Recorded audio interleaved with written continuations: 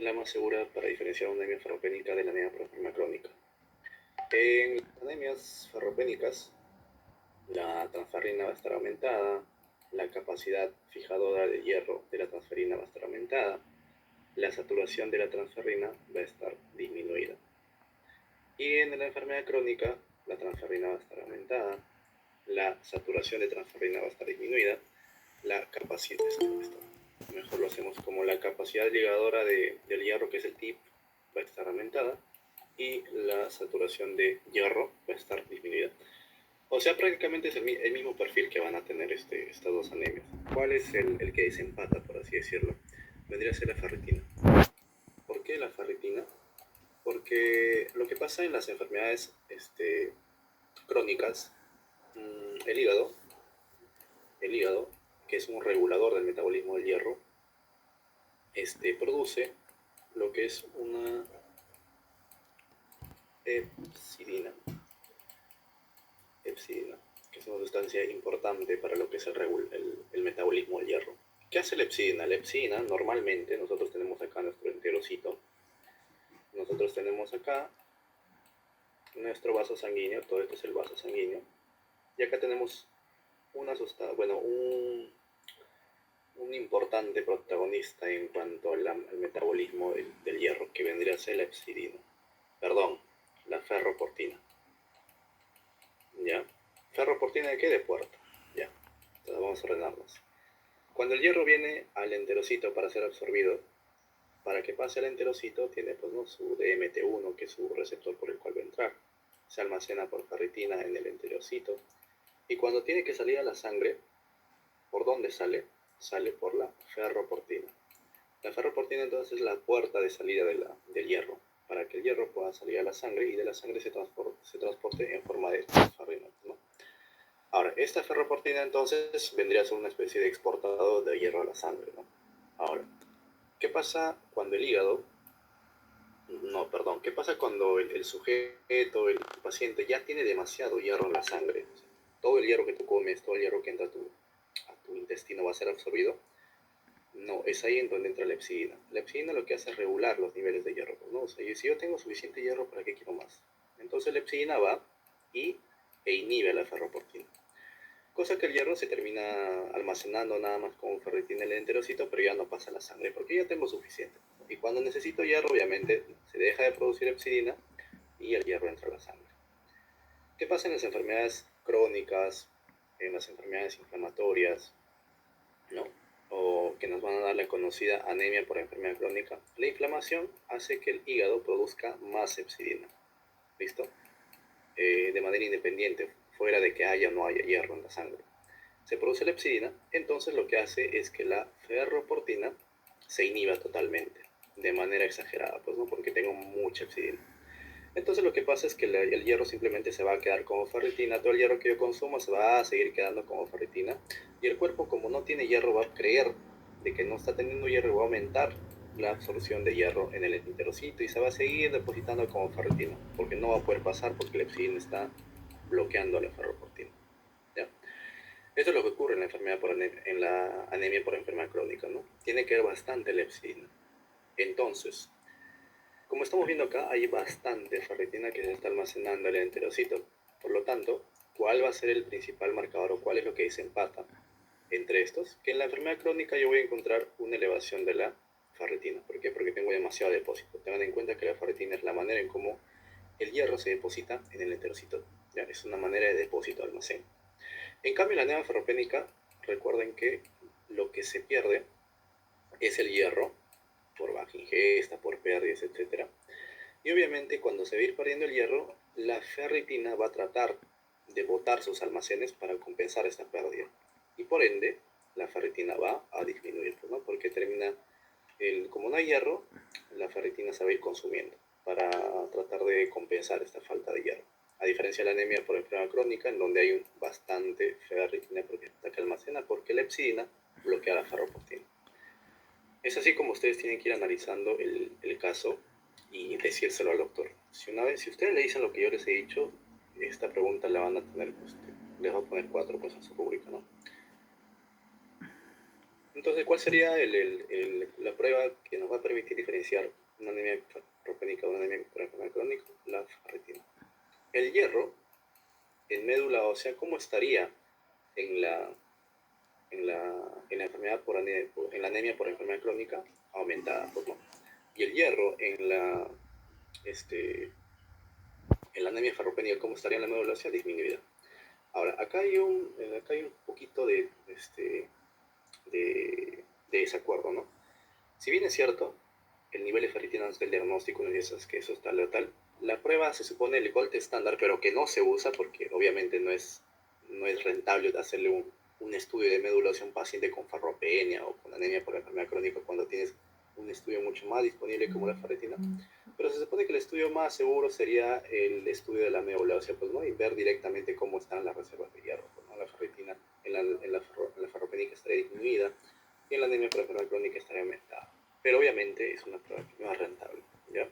En este caso sería una especie pues, ¿no? de lío en esta pregunta, pero obviamente si me tocara marcar, yo marcaría a nivel de ferritina porque es una prueba más segura, es una prueba más segura y rentable, es una prueba segura que obviamente no, si me dice que la transferina está elevada, no tengo por qué dudar, ¿no? Sería una anemia por enfermedad crónica. Pero el estudio más seguro o el gold estándar, o si por ahí hay muchas dudas, o digamos que por cosas del destino no tienes ferritina en tu laboratorio y si tienes estudio de médula ósea, que es un proceso mucho más complicado, bueno, pues la médula ósea. Volumen corpuscular medio. Las anemias ferropénicas son micro hipocrómicas, ¿no?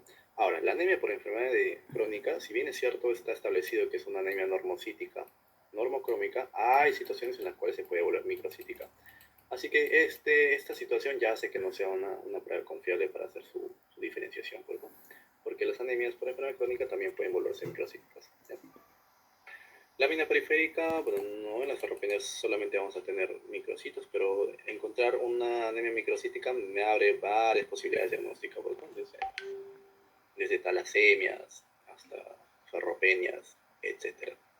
Concentración media de hemoglobina corpuscular, podría ser, pero como les digo, el mejor estudio sería el de la ferritina. La concentración media de hemoglobina corpuscular, obviamente, pues, ¿no? En las ferropénicas encontramos hipocromía, pues, ¿no?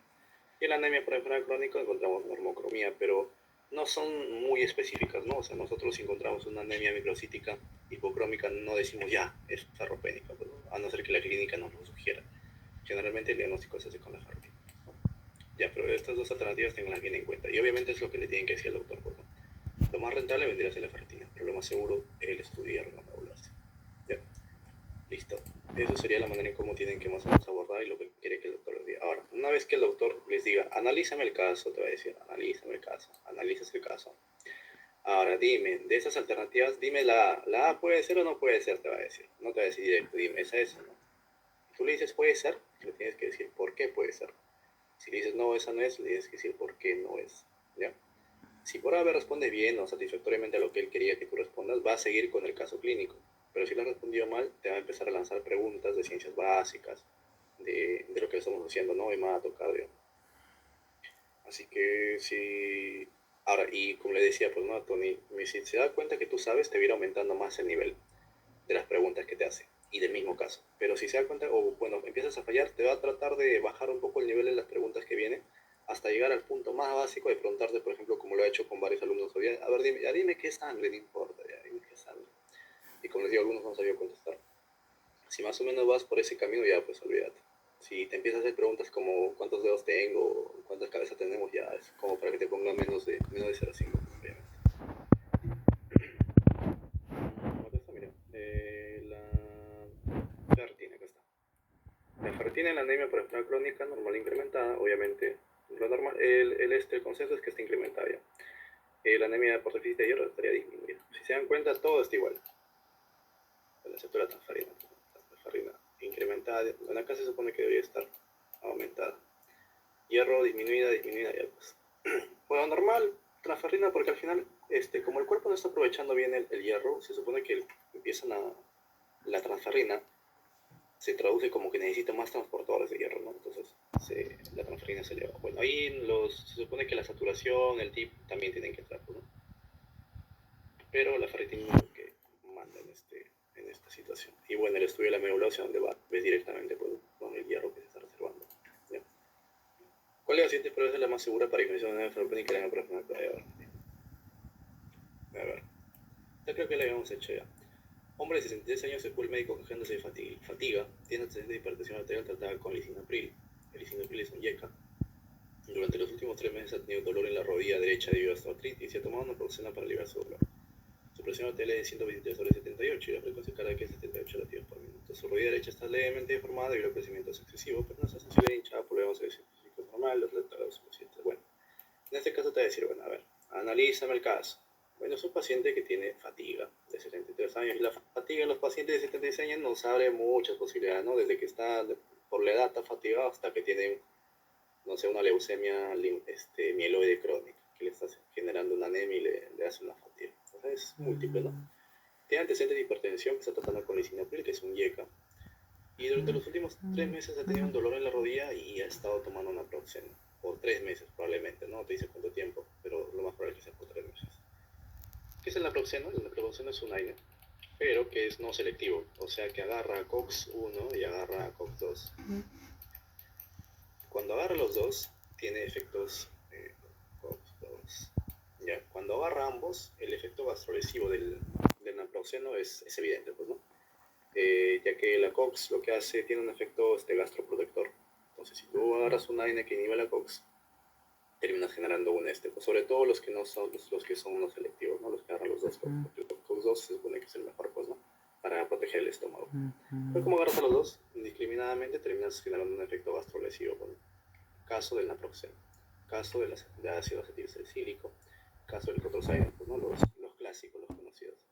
El menos gastrolesivo, recuerden que es el paracetamol, ¿no? Bueno, lo más probable es que este paciente haya estado tomando naproxeno y haya dañado su mucosa gástrica.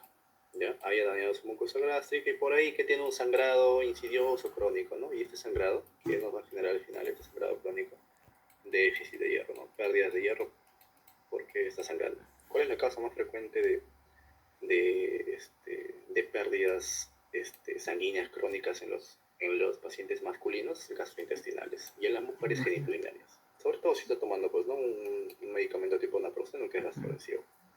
Entonces, lo más probable es que este paciente esté teniendo una lesión en el estómago que le está generando sangrados crónicos y por ende disminución de su hierro, pues, ¿no? Ferropenia por pérdida, quién sabe. Por lo demás, no nos interesa el resto, pues, ¿no? Además que en el laboratorio nos da que una hemoglobina 8.6 o sea que es una anemia, nos da un volumen corporal medio de 72, que es microcítica, porque el volumen, los valores normales van de entre 80 a 100. Los glóbulos blancos están normales, 7200, el valor es hasta 10.000 más o menos. Las plaquetas, ya saben, de 350.000 a 150.000, está ahí, está en el limbo, pero bueno. Creatinina 1.2, lo normal es que la creatinina vaya entre 0.8 a 1.2, ¿no? En este paciente mayor sí se esperaría encontrar cifras elevadas de creatinina, ¿no? Porque ya el riñón empieza a perder su función, va bajando la tasa de filtración glomerular. Sería un valor normal, no esperable, pero si en un joven tú tienes este valor, un poquito que abre los ojos, ¿no? Y velocidades de infiltración de eritrocitos, que es un reactante de fase aguda que está dentro de lo normal. Entonces estamos pensando en un paciente que tiene ferropenia. ¿Ferropenia por qué? Por el naproxeno nada más y por los datos, ¿no? Es una anemia microcítica, de ahí por los datos que te dan. Además que es una anemia bien frecuente, bueno, por frecuencia. En una anemia microcítica, ferropénica, ¿cómo encontraríamos el hierro? Bajo. Entonces acá nos quedamos bajo. La ferritina sérica, ¿cómo estaría? Baja. Entonces nos quedamos entre esos dos nada más. Capacidad total de fijación al hierro, o sea, digamos que esta es la transferrina y digamos que la transferrina lleva esto de hierro. ¿Cuál es su capacidad total? Todo esto. Digamos que su capacidad total es 100%. ¿Listo? Si ya he agarrado esto, que digamos es el 30%, ¿cuál sería mi capacidad entonces ahora que yo tengo? 70%, pues, ¿no? Ya, y este valorcito de acá, ¿cómo se llama? Saturación, pues, ¿no? Saturación. O sea, ¿cuánto estoy saturando de hierro a mi transferrina? Lo normal es que va entre 20 a 50 más o menos por ciento. En una ferropenia en donde yo no tengo hierro, obviamente mi capacidad va a estar aumentada. Pues no voy a tener más capacidad de fijar hierro, porque no tengo hierro, pues, ¿no? Tengo más capacidad. Es como un carrito en donde se pueden subir 10 personas. Yo siempre subo 5, pero un día me faltan personas. ¿Cuánta es mi capacidad? De 10 va a subir. Entonces sería acá alta, y obviamente la saturación, como no tengo hierro, va a estar baja. Pues, ¿no? La alternativa sería la B, todo esto. Simple, valores normales no ha preguntado, así que no se da mucho lío. Yo estaba estudiando valores normales y no ha preguntado mucho. Pero quizás por ahí se le ocurre, ¿no? Además, en el caso clínico, si te pone así, obviamente tienes que hacer los valores normales, del volumen corpuscular medio hasta dónde va, de los glóbulos blancos de dónde a dónde va y las plaquetas de dónde a dónde va. La clínica en este caso no tiene mucho que ver cómo se le mata, pues. A no ser que te pregunte mieloma, por ejemplo. Mujer caucásica de 54 años presenta insuficiencia con fatiga, dice. También refiere mareos y palpitaciones, de actividad física moderada, además sus pies se sienten entumecidos y son menos sensibles al frío de lo que solían usar. No tiene antecedentes médicos significativos. El examen físico revela con pálidas, el lengua brillante, el flota disminuye lateralmente. Tenemos una mujer que está con fatiga, y mujer con fatiga es sinónimo de anemia, ¿ya? Siempre en la práctica, porque es bien frecuente que las anemias ferropénicas afecten a las mujeres, sobre todo si están en edades reproductivas, ¿ya? Por las menstruaciones, ¿no? Las menstruaciones abundantes terminan generando anemias de manera crónica. Bueno, somos pacientes de 54 años, ya no esperaríamos ya que tenga una pérdida, pues, ¿no?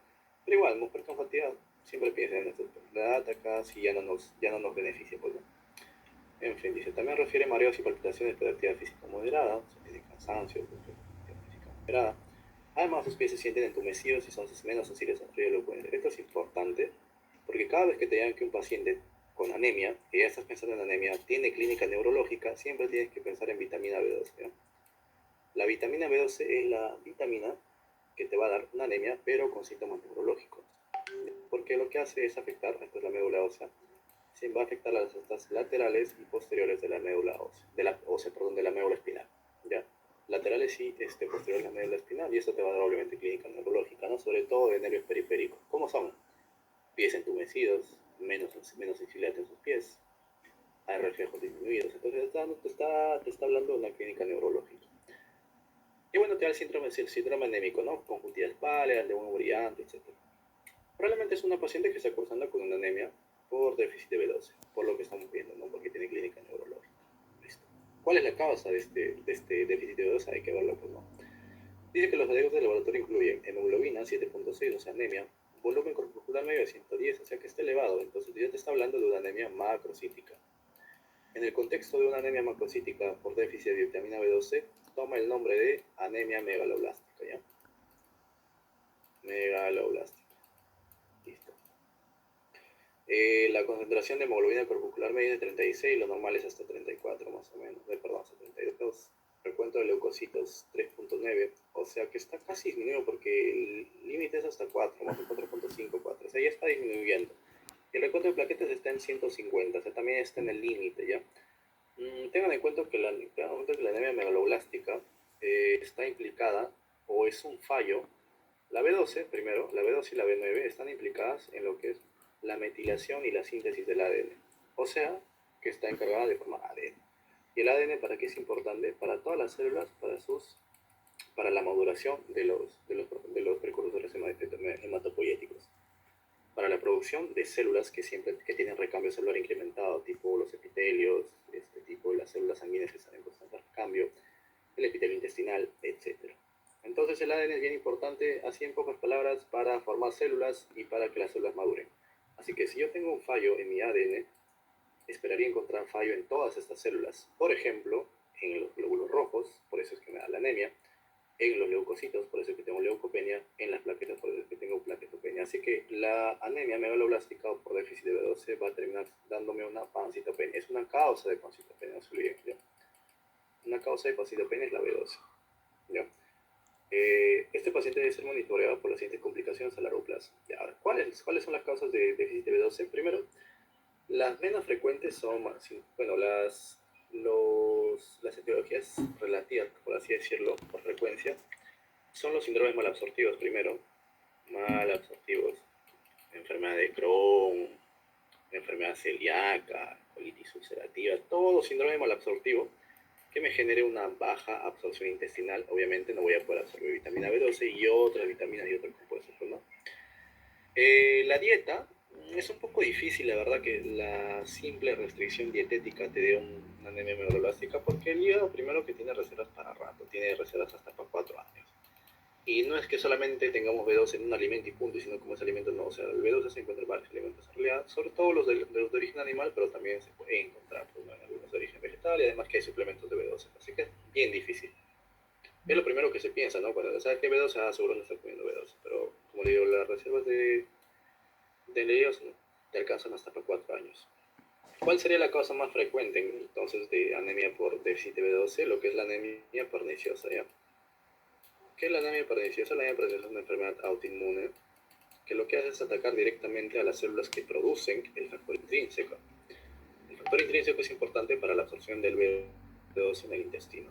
¿Ya? El factor intrínseco se une a la B12 y la B12 con el factor intrínseco van a su receptor de cubilina para que se meta el enterocito y luego ya ahí se separan, la B12 pasa al torrente sanguíneo con su transportador, ¿no? Que es la transcobalamina. Pero el factor intrínseco es bien importante para que se absorba la vitamina B12. En la anemia perniciosa hay anticuerpos que van dirigidos contra la célula parietal, u oxíntica se llama también, ¿no? ¿Y qué hace esta célula parietal? Lo que hace es producir factor intrínseco. Entonces, como he matado a estas células con mis anticuerpos, no voy a tener factor intrínseco y por tanto no voy a tener absorción de B12. Esto ocurre en la anemia perniciosa, ¿listo? Se generan anticuerpos contra esta célula y por ende no tengo absorción de B12. Es una enfermedad autoinmune, ¿ya? Y es la causa más frecuente de déficit de B12. No se olviden, ya la causa más frecuente de déficit de B12 es la anemia perniciosa, aunque parezca así una rareza y todo, ¿no? Y esta anemia perniciosa también está implicada en el riesgo de desarrollar a largo plazo un cáncer gástrico. Por ejemplo, estos pacientes que tienen que hacerse un monitoreo constante para lo que es cáncer gástrico. ¿Listo? Está asociada. Porque esta anemia perniciosa lo que va a generar también es una gastritis atrófica. Obviamente, si yo voy y empiezo a matar a todas las glándulas y células que están en el estómago, me voy a generar una gastritis atrófica, ¿no? Una inflamación del estómago y con pérdida de las glándulas, con pérdida de las células que normalmente están ahí. Y va a generar un cáncer gástrico, porque al final todo proceso inflamatorio crónico es un factor riesgo para generar algún tipo de neoplasia. ¿No? Listo. ¿Qué signo clínico más importante se presenta en pacientes con la esferocitosis hereditaria primero es una anemia hemolítica. Bueno, es una causa de anemia hemolítica. ¿Ya? ¿Por qué se da la esferocitosis hereditaria? Porque nosotros tenemos en nuestro glóbulo rojo varias proteínas. 3 importantes, ¿ya? Lo que es la anquilina, lo que es la espectrina y lo que es la banda 3. ¿Ya? La anquilina lo que hace es plegar esos dos. Anquilina de anclaje, perdón. Y ahí tenemos la espectrina y la banda 3, que se supone que la banda 3 es la más abundante. ¿Ya? Ahora, ¿qué pasa en la esferocitosis hereditaria? Hay alteración de esas proteínas, sobre todo de lo que es la anquilina. 50% de las esferocitosis hereditarias se dan por alteración de la anquilina y 25% se da por banda 3 y espectrina, 25% cada uno, pues no, 25, 25, 100%. Así que no solamente lo atribuyen a la anquilina, es la mayor parte, pero sobre todo también se da en la espectrina y en la banda 3, ¿no? Ahora, como hay mal plegamiento de las proteínas, de lo que normalmente la formita del glóbulo rojo es así como que bien cóncava, ¿no? Se vuelve una bolita así, esfera. ¿Ya? No es la única patología que da esferocitosis, no es que esferocitosis sí o sí es esferocitosis hereditaria, pero sí te va a dar esto.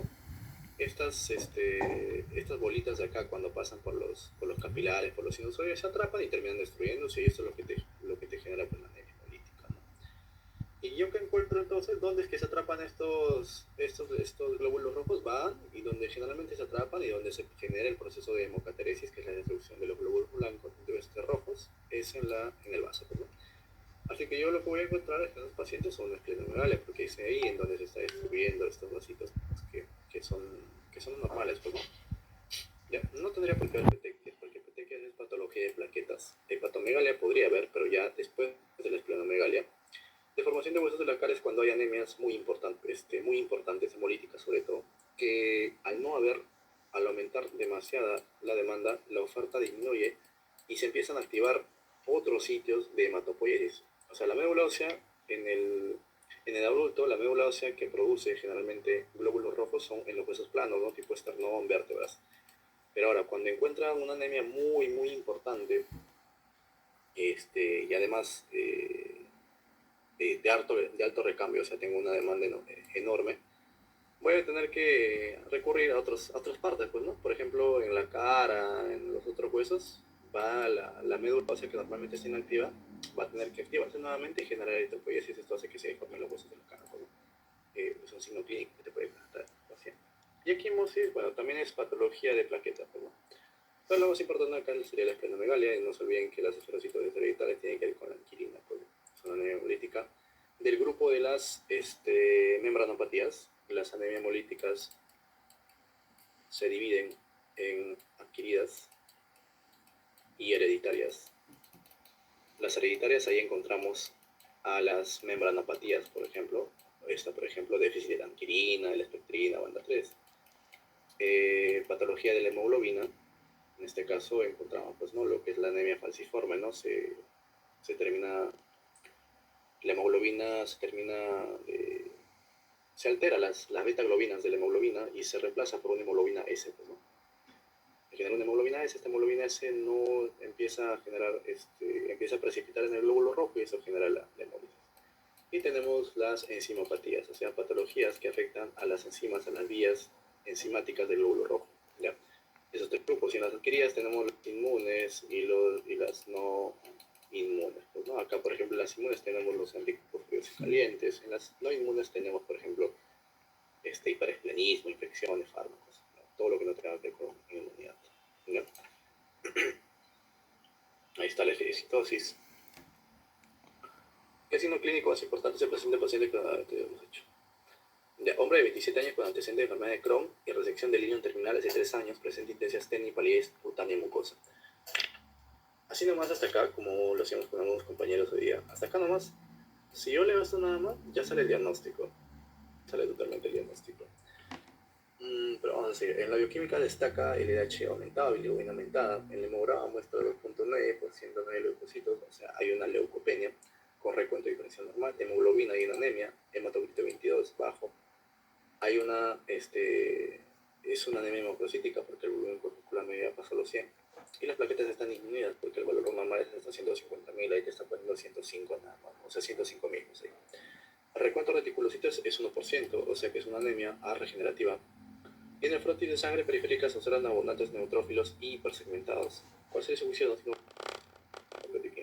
Con todo esto que te dije, te han cantado, te han gritado el diagnóstico a la cara, pues, ¿no? Pero vamos a ir por partes porque es lo que quiere el doctor. Pues. Te dice que primero es un paciente con antecedentes de enfermedad de Crohn y resección ilioterminal hace 3 años, ¿no? Como les había dicho, las patologías malabsortivas tipo enfermedad de Crohn, colitis ulcerosa, enfermedad celíaca, esos tipos de síndrome lo que hacen es baja absorción de varios componentes, entre ellos vitaminas, pues, ¿no? Vitaminas que se van a absorber en esa zona. Además que dicen, ya para rematarlo, dicen que le han quitado el ilion terminal, ¿ya? Le han quitado su ilion terminal hace 3 años. ¿Y qué vitamina se absorbe en el ilion terminal? En el ilion terminal la vitamina que se absorbe es la vitamina B12. El hierro, ¿en qué parte del intestino se reabsorbe? En el duodeno y en ayuno proximal. Y la B9, la vitamina B9 igual, duodeno y ayuno proximal. Es bien importante esto porque si te dicen, obviamente en el caso clínico, me he volado su ilion terminal, te están diciendo, te están gritando, indirectamente te están diciendo que me he volado el sitio en donde la B12 entraba al intestino, ¿ya? Ahora, te dicen que hay en la bioquímica LDH elevada y bilirrubina elevada. Tú cuando ves esto, al toque se te tiene que ver a la mente la hemólisis, pues, ¿no? La hemólisis, porque la hemólisis eleva el LDH cuando una célula se destruye, termina liberando productos intracelulares, dentro de ellos la lactato deshidrogenasa, que se dosa, ¿no?, para ver si es que hay destrucción celular. Y la bilirrubina, por el ciclo de la... acá está el vaso, acá está un glóbulo rojo, digamos, que se destruye. La hemoglobina que se libera tiene que ir al hígado. Ay. Tiene que ir al hígado para que se conjugue y esta conjugada, bilirrubina conjugada, vaya a la bilis y se excrete, pues, ¿no? Por la orina, por las heces. Ahora, cuando esta hemoglobina primero se tiene que transformar en bilirrubina, pues, ¿no? Hay una enzima que se me dio el nombre ahora mismo, creo que es la bilirrubina reductasa. Transforma la globina en bilirrubina y la separa de su hierro, ¿no? Este hierro va al hígado y nuevamente se recicla, vuelve a ir a la médula ósea para que no se pierda ese hierro. Pero la bilirrubina que se ha generado acá tiene que ir al hígado para conjugarse y el hígado se conjuga y va a la bilis, ¿no? Pero antes de que llegue al hígado es una bilirrubina indirecta, pues, ¿no? Una vez que recién llega al hígado, se vuelve bilirrubina directa. Ahora, en una hemólisis, cuando hay destrucción de varios glóbulos rojos, obviamente va a aumentar la bilirrubina directa, perdón, indirecta, porque la hemoglobina se está liberando de los vasos sanguíneos. Entonces, aumenta la bilirrubina indirecta, aumenta la LDH y hay anemia por destrucción, pues, ¿no? Esta es la triada hemolítica, ¿ya? Anemia, LDH elevada y bilirrubina indirecta elevada es la triada hemolítica. Bueno, cada vez que hay hemólisis, de ley. La bilirrubina te va a generar ictericia, pero para que te genere ictericia, el valor tiene que subir más o menos más de 2.5 miligramos por ciento, ¿ya? No es que una bilirrubina de 1.9 te haga ictericia. En este caso, por ejemplo, no te dice que hay ictericia, pero, bueno, te dice solamente hay palillas, no te dice que hay ictericia, pero más o menos más de 2.5 debería elevarse para que clínicamente se pueda ver la ictericia. Hay hemólisis. ¿Y por qué hay hemólisis? Porque una cosa que no les había mencionado es que el déficit de B12 o las anemias megaloblásticas, como les había dicho, no son anemias que están producidas porque hay déficit o hay alteraciones en la producción del ADN y la metilación de ciertas proteínas, pues, ¿no? Así que va a haber una eritropoiesis ineficaz, que es una eritropoiesis ineficaz que no se genera normalmente o no se da normalmente el proceso de eritropoiesis, ¿no? Se dan productos anómalos o simplemente no se dan. Digamos que salen eritrocitos así, malos, feos, horribles, porque hay un DNA alterado. Estos eritrocitos feos, horribles, tienen que ser eliminados, no pueden salir así en la sangre, ¿ya? No te pueden ver así en la sangre, así todo horrible. Entonces, como hay hemólisis, va a haber, o sea, como destruyo estos glóbulos rojos, voy a tener una hemólisis, pues, ¿no? Obviamente. Por eso es que también las anemias megaloblásticas, no se sorprendan, te van a dar hemólisis, ¿ya? Te dan hemólisis por eritropoiesis ineficaz, ¿ya? Así que las anemias megaloblásticas, ¿qué te dan? Pancitopenia, te pueden dar hemólisis. Y además que un signo importante en las anemias megaloblásticas, sobre todo por B12, son los neutrófilos supersegmentados. Los neutrófilos, lo normal es que pierdan sus núcleos a medida que maduran. Y obviamente un neutrófilo que no madure va a terminar con más segmentos de lo que normalmente se encuentra, pues, ¿no? Cuando te hablan de neutrófilos hiposegmentados, ahí sí piensa en síndromes mielodisplásicos, por ejemplo, o anemias aplásicas, ¿ya? Pero no tiene nada que ver ahora. ¿Ya? ¿Cuál sería su función? No sé cómo por la ley o sea, te ha cantado que es una anemia megaloblástica, déficit de B12 por la resección terminal. ¿Qué es lo que tengo que dar en estos pacientes? Bueno, anemia de origen inflamatorio lo descartamos totalmente. Anemia megaloblástica de tipo puede ser iniciar vitamina B12 para entrar de ácido fólico. Acá es importante esto porque ¿de qué sirve que yo le dé B12 vía oral si es que ya no tiene su ilion para que se absorba? En estos pacientes entonces lo que nosotros preferimos es parenteral, pues, ¿no? Y ácido fólico oral. Inicia rápido ácido fólico oral. Esta de acá, ¿no? Anemia hemolítica. Te pone anemia hemolítica, te podrías confundir por el LDH elevado y la bilirrubina. Tranquilamente te podrías confundir ya, pero ya les he dicho que las megaloblásticas también dan hemólisis. Síndrome mielodisplásico te quiere hacer confundir por los neutrófilos hipersegmentados. Les he dicho que los mielodisplásicos dan hiposegmentados, ¿ya? Y los síndromes mielodisplásicos, bueno, un poquito de eso. La etiología es desconocida y hepática. Generalmente vas a sospechar en adultos mayores, a de 70 años, por ejemplo. Y lo que te va a dar los síndromes mielodisplásicos son pancitopenias sin megalias, o sea, sin hepatomegalia, sin esplenomegalia. O sea, haces el diagnóstico diferencial, por ejemplo, con una leucemia. Una leucemia que sí te da pancitopenia. Anemia megaloblásica ya. Eso sería la alternativa, entonces, en este caso, la B. Anemia megaloblástica por déficit de B12. O sea, que está en donde se absorbe la B12 y la B12 se absorbe en el ilion terminal. Así está. Esto es por fórmula, ¿ya? El volumen corpuscular medio sale del hematocrito por 10 entre los glóbulos rojos. Hacen el cálculo y acá creo que sale 90. Porque solamente te dice, mira, su hemoglobina es de 10, te dices, el hematocrito es de 36, así que arriba es 36. El recuento de glóbulo 4 solo utilizas 4, nada más, 36. Y el diámetro medio de la célula es de 7.5. ¿Cuál es el volumen? Ya, 36 por 360. 360 de 4, obviamente sale 90, pues, ¿no? Ya. Entonces sale, esas fórmulas tienen que salir porque el doctor creo que sí las ha estado pidiendo. Este es del volumen de la hemoglobina corpuscular media, me parece que es hemoglobina por 10 sobre glóbulos rojos. ¿ya? Y la CHCM, si no la saco, ahí la buscan, pero esas dos son las más importantes, ¿ya? La tienen que saber. En una mujer de 32 años proveniente de la rodilla con antecedente de aborto recurrente, anemia de 3 años corresponde al tratamiento de hierro, acude a su consultorio por los siguientes exámenes. Eritrocitos bajo, el promedio es de 4.5 ya. Hemoglobina baja, hematocrito 28 bajo, volumen corpuscular medio bajo, microcítico, hemoglobina corpuscular media, por ahí, ¿no? Hemoglobina corpuscular, concentración de hemoglobina corpuscular media 33%, reticulocitos 0.5, es una anemia hiporregenerativa o arregenerativa. Leucocitos 6800 normal, neutrófilos 52, linfocitos 28 normal, monocitos 12, eosinófilos 8%, está un poco aumentado los eosinófilos. Plaquetas 280.000 está normal, perfil de riego, transferrina 240. El valor normal de la transferrina, si mal no recuerdo, es de 10 a 300, ya creo. Entonces estaría normal. Capacidad total de riego 300, ferritinas 550, esta de acá también está en los valores normales, ferritina sí estaría creo que elevada. Aptoglobina no me sé el valor normal, búsquenlo eso, porque como les digo, valores normales no han preguntado, porque no tiene sentido saberlo, ¿no? Al final tú sacas tu hemograma o tu fichita y al costado te ponen los valores, ¿no? De referencia. ¿Para qué van a estar tonteando así con esos números? Pero si es, lo más importante es si el hierro sérico, por ejemplo, el volumen corpuscular medio, cositas así, tienen que saberlo. Le hacen una hemoglobinograma electroforético, que o sea, van a ir y van a ver qué tipo de hemoglobina tienen. El A, 95%, a 2.1 está normal. Normalmente el adulto, la hemoglobina A es lo que predomina, más del 95%. Le sigue la 2 y le sigue la hemoglobina fetal. En situaciones en donde no se da, por ejemplo, en las talasemias, en donde hay déficit de las cadenas beta, disminuye, pues, ¿no? Esta hemoglobina, porque la hemoglobina son 2 cadenas alfa y 2 cadenas beta, ¿ya? Como no tengo beta, entonces disminuye mi hemoglobina y el cuerpo, para tratar de compensar, eleva esas dos de acá, la fetal y la hemoglobina A2, las eleva. Entonces, eso, por ejemplo, es un parámetro que tienes que tener en cuenta. Físico le llama atención tremores en el reposo de manos y pies, debilidad muscular con el músculo sensor, incolora sural, de básica saturnida. Intoxicación por plomo, ¿no? Intoxicación por plomo. ¿Qué tipo de anemia te da? Tengo anemia microcítica, pues, ¿no?